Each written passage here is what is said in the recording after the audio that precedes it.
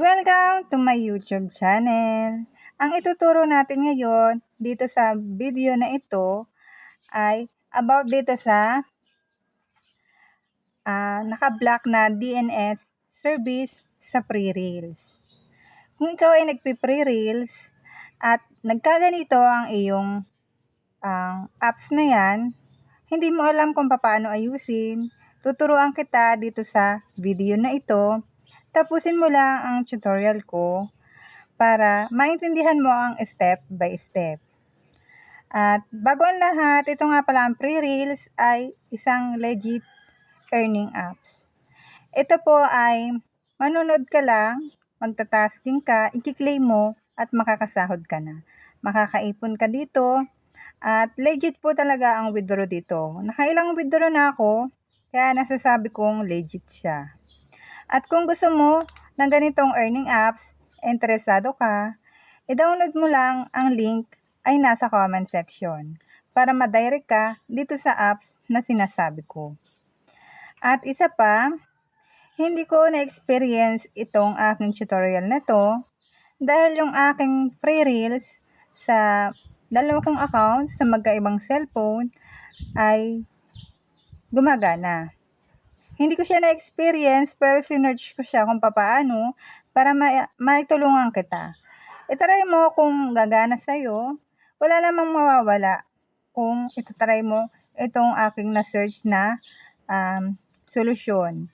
Dahil ang tutorial ko dito sa aking YouTube channel ay about sa based on my experience ko. So, hindi ko nga na-experience to, nag-search lang ako. Kaya, itry mo siya at mag-comment ka dito kung legit ba itong aking tutorial at kung naayos mo ba yung apps na iyan.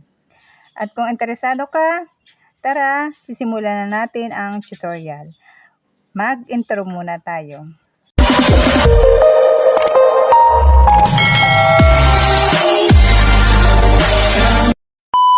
Ibig sabihin ng nakalagay sa mensahe na yan ay may nakabukas kang serbisyo o app sa iyong cellphone na humaharang sa mga advertisement kaya hindi gumagana ng maayos ang pre-reels at hindi nakakakuha ng kita. Ayan ha. Narito ang mga dapat mong gawin para maayos ito. Ito na. First, hanapin at patayin ang ad blocking or DNS. Yan ha. Hanapin ang section Connection, Network, and Internet o kaya More Connection Setting. Yan. Hanapin ang Private DNS o DNS Setting. Kung nakabukas ito o may nakalagay na pangalan ng server tulad ng dns.adguard.com, next DNS o iba pa, palitan ito at piliin ang automatic off. Piliin mo yung automatic or yung off. Yan. Kung mayroon kang naka-install na apps tulad ng AdGuard, Blokada o VPN na pangharang sa mga ads, ito ay isang apps daw, buksan ang mga app na ito at patayin o kaya i-off muna. Yan ha.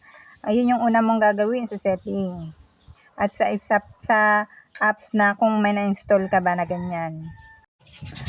At ang pangalawa naman, restart ang iyong connection.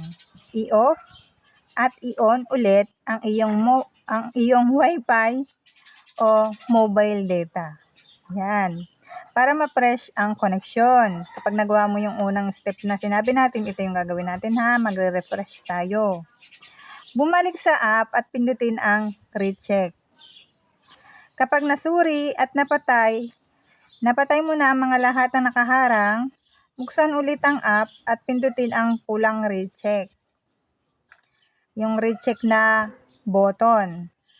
Dapat ay gagana na ito at mawawala na ang abiso.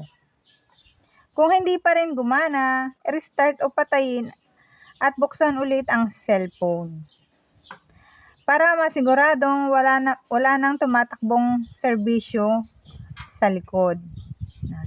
Siguraduhin wala ring nakabukas na VPN dahil minsan ay kasama sa VPN ang pagharang ng mga ads. Kasi kailangan natin dito ng ads. May ads kasi dito kay Free Reels para kumita. Kapag nagawa mo na ito, makakapagpatuloy ka na sa panunood at pagkuha ng kita. Kailangan nakikita ng app ang mga advertisement para makapagbigay sila ng gantimpala sa iyo. Yung mga rewards ba, ayun yung i-claim mo para makasahod ka dito sa Free Reels. Ayan ang step by step na gagawin mo. At kung gumana at nawala na yung problema mo diyan sa iyong Free Reels, ay baka naman huwag mong kalimutan mag-subscribe dito sa aking YouTube channel. Meron din pala akong ibinabahagi dito na mga advice about kay Meta, tutorial na iba pang editing at nagbibigay din ako ng prompt. Bumisita ka lang sa aking YouTube channel at baka isa sa mga video ko ay makatulong sa'yo. Meron din akong Facebook account.